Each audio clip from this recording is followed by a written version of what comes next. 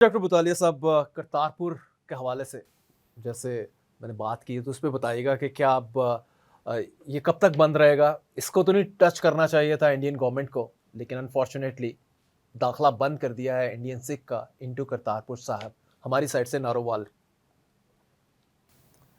Brother, ऐसा है कि इसको सुलझाने के लिए हमें बैकग्राउंड अंडरस्टैंड करना पड़ेगा कि ये क्यों बना, क्यों इसकी एक्सेस खुली, इंडिया ने क्यों कोऑपरेट किया।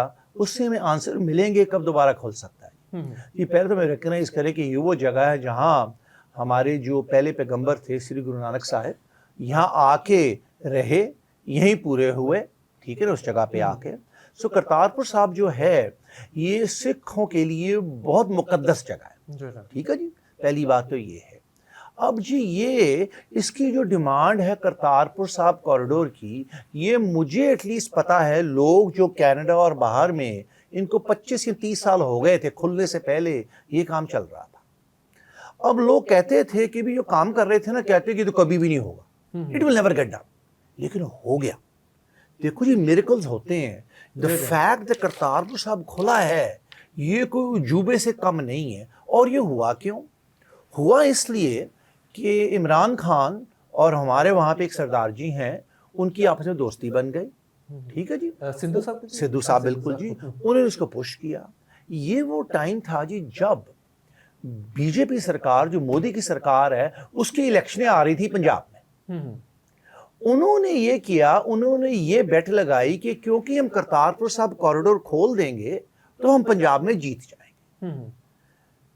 उनको कोई इंटरेस्ट नहीं था कि सिखों की मुकद्दस जगह है, उन्होंने वहां जाना है। Their objective was essentially political vote Punjab में वोटे ले, ठीक है जी। अब क्या हुआ, कॉरिडोर खुल गया।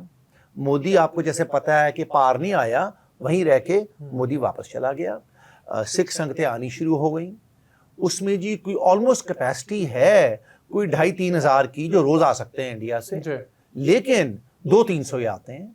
सो उसके बाद में भी इंडिया ने ना इसको ट्रिकल डाउन किया है कि कम से कम लोग हैं। फॉर एग्जांपल, एप्लीकेशन प्रोसेस में इंडिया में बैठे आपने जाना है तो पहले आप अगर एप्लीकेशन ऑनलाइन डालेंगे, आपका पुलिसमैन आपके घर आएगा, आपके जो साथ में जितने लोग रहते हैं उनसे बात करेगा। इसका मतलब है टू डिस्करेज पीपल फ्रॉम, कि प्रोसेस इतना कम्बरसम कर दो और ह्यूमिलिएटिंग कि बहुत कम लोग जाएं, ठीक है जी।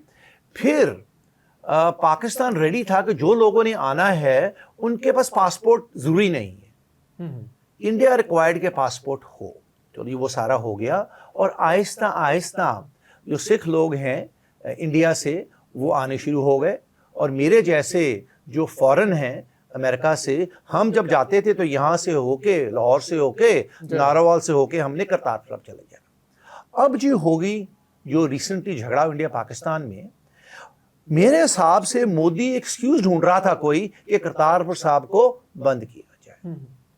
दूसरी बात, पहले ये बात भी चल रही थी कि रात को ना जो उधर यात्री आते हैं वो रात भी रहे करतारपुर साहब में आके।